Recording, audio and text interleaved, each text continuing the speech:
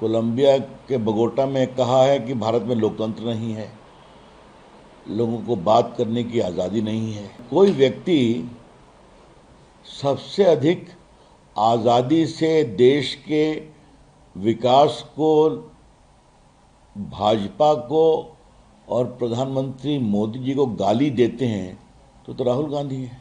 राहुल गांधी की समस्या ये है कि उनको वोट नहीं मिलता तो सत्ता चाहते हैं,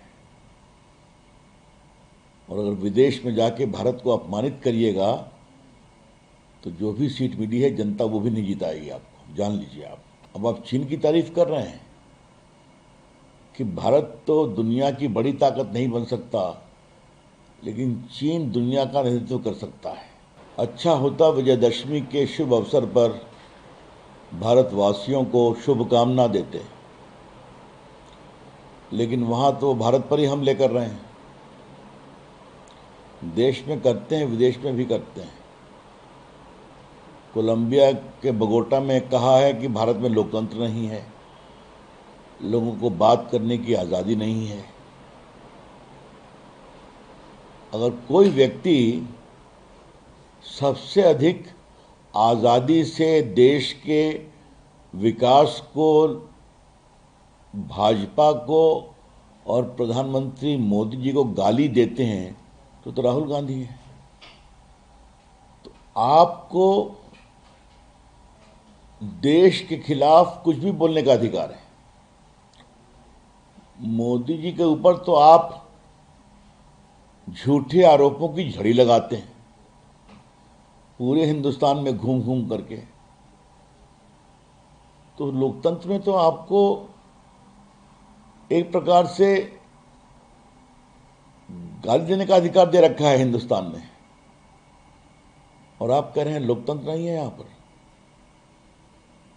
आप राहुल गांधी सब कुछ बेबुनियाद बेशरम भरी बातें करते हैं भारत के, और विदेश में कहते हैं कि भारत में बोलने की आजादी नहीं है। पूरा लोकतंत्र है, देश के लोग आजाद हैं, लेकिन राहुल गांधी की समस्या ये है कि उनको वोट नहीं मिलता तो सत्ता चाहते हैं, और अगर विदेश में जाके भारत को अपमानित करिएगा तो जो भी सीट मिली है जनता वो भी नहीं जिताएगी आपको, जान लीजिए आप।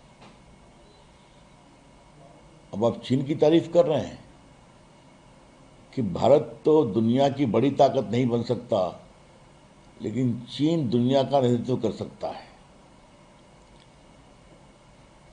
भारत के आर्थिक विकास पर भी आपको आपत्ति है, रोजगार नहीं मिलता। आज भारत दुनिया की चौथी बड़ी इकोनॉमी है, तीसरी बनने के रास्ते पर है। तो आपका चीन प्रेम दिखाई पड़ता है,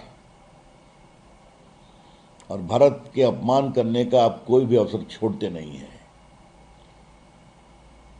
हम उसकी बहुत ही भर्त्सना करते हैं, लेकिन पीड़ा तब होती है जब दूर कोलंबिया में भी भारत को अपमानित करने का बेशर्मी के साथ राहुल गांधी कोई अवसर नहीं छोड़ते। ये बहुत निंदनीय है, लेकिन हम तो अपनी बात कहेंगे। आज अवसर है विजयदशमी का, तो सभी भारतीयों को बहुत शुभकामनाएं, बहुत प्रणाम। आज के दिन भारत और उदयमान बने, सभी आध्यात्मिक शक्तियां, माता दुर्गा, बाकी सभी देव हमें आशीर्वाद दें, और हिंदुस्तान के लोग खुशहाल बने, संतुष्ट बने, यही कामना है।